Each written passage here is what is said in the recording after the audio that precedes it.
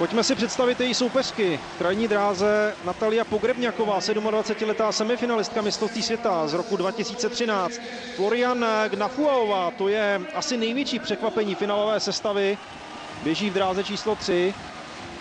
Semifinalistka juniorského mistrovství světa je rovnou ve velkém finále. Mujinga Kambundžiová skončila v Curychu čtvrtá, těsně pod stupní vítězů a ráda by na stovce tuto nespravedlnost napravila.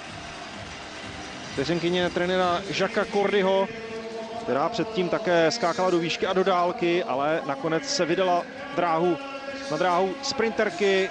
Asi největší soupeřka Daphne Cyprusové je Desiree Henryová, 20letá Britka, která v Curychu skončila na 7. místě při svém prvním opravdu velikém startu.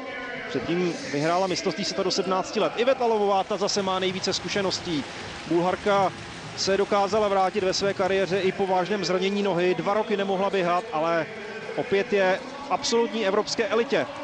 A teď znovu Daphne Cyprusová. Její sestra i bratr hrají fotbal. Svůj první nizozemský titul vybojovala Cyprusová už v 17 letech. A její trenér dál brousí tento diamant. Tatiana Pintuová běží v barvách Německa, i když její maminka pocházela z Angoly a tatínek z Portugalska. Bohužel loni maminka Tatiany zemřela. Tatiana se musela dlouho z toho dostávat. Ještě teď myslí neustále při každém startu na maminku, která ji k atletice přivedla. A ještě Britka v krajní dráze, to je Aša Filipová, bývalá gymnastka, mistryně světa ve skocích na trampolíně. Trampolína jí právě ale přivodila vážný úraz, který jí málem připravil o sportovní kariéru. Mistryně světa do 17 let z Ostravy, z Vítkovického stadionu. Tam vybojovala Aša Filipová svoji zlatou medaili, ale kamera si dál bude vybírat Daphne Cyprusovou. Svěřenkyně kouče Barta Benemy, která už dávno překonala národní rekordy Nelly Kumanové, dnes je evropskou rekordmankou. Na 200metrovém sprintu a jednou z nejlepších sprinterek na nejkratší trati.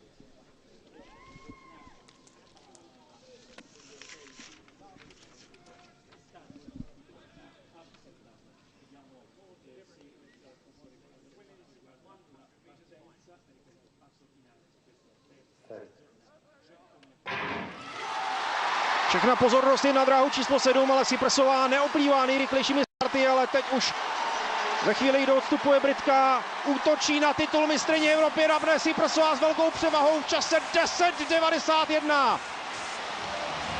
Zlatá obhajoba se zdařila, Daphne Cyprusová naplnila očekávání celého Nizozemska. Královská rodina může slavit společně s vládkyní nejkratšího sprintu na mistrovství Evropy. Daphne Cyprusová je mistryní starého kontinentu. Ten čas se ještě o setinku zlepšil po odečtu cílové kamery na 10:90. Druhé místo patří Bulharsku. Zásluhou Yvette Lalovové Koljové a toho bronzu se nakonec dočkala Mujinga Kambundžiová, když v tom absolutním závěru porazila nakonec čtvrtou Ašu Filipovou.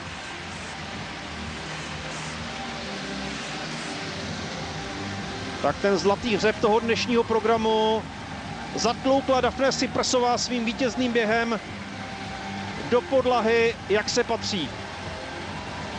Yvette Lalovová bude slavit, protože prohrát s Daphne Cyprusovou to se asi čekalo a není to žádná ostuda. Teď sympatické gesto i směrem ke zraněné Britce. Desiree Henryová měla být hlavní vyzývatelkou Daphne Cyprusové, ale tento závod nedokončila.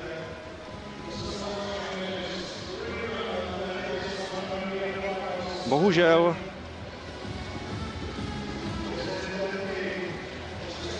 Britka se bude muset dostávat z tohoto velmi bolestivého okamžiku, který neumožnil zůstat ve finiši s Daphne Cyprusovou a zbytkem Evropy. Daphne Cyprusová své soupeřky pokořila jednoznačným vítězstvím. Koljová na ní ztratila 0,3 sekundy, Mujinga Kambundžiová dalších 500 navíc.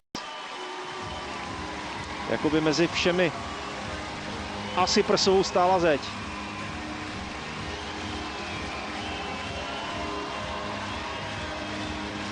lehký fánek proti Daphne Cyprusové 2-0, ale Daphne Cyprusová opravdu předvedla svoji třídu a ukázala, kdo je nejrychlejší sprinterkou starého kontinentu. Nenavázala na ten nejrychlejší běh sezony, který letos předvedl 10.83 z katarského Dauha, ale to si myslím jí vůbec trápit nemusí. Největší atletická hvězda Nizozemska bude slavit.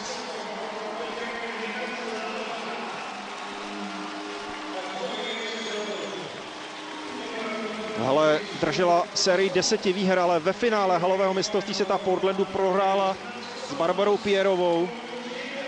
Dnes v Amsterdamu něco podobného nedopustila.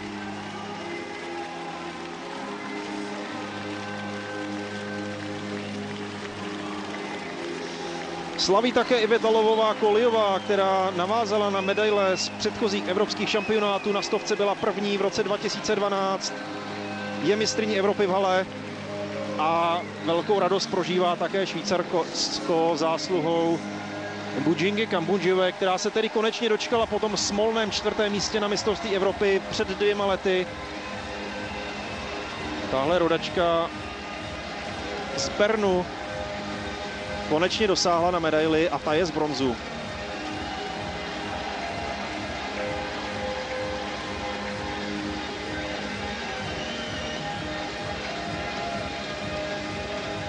Daphne Cyprusová navázala na ten svůj 2 roky starý triumf. Ten čas je vynikající